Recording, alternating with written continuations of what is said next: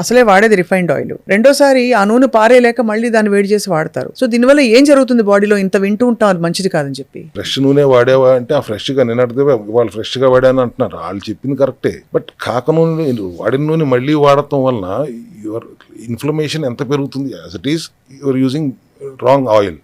Wrong ఆయిల్ని మళ్ళీ you're reusing it again.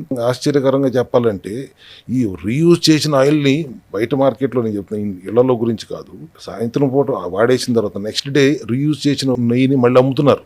అవును, కొనుక్కునేవాడి తప్పైనా అసలు వాడింది అమ్మటం అయితే తప్పు. వాడింది నువ్వు మళ్ళీ వాడొద్దని చెప్తుంటే 2-3 సార్లు వాడేసి మళ్ళీ అది ఇంకోళ్ళకి అమ్ముతున్నారు.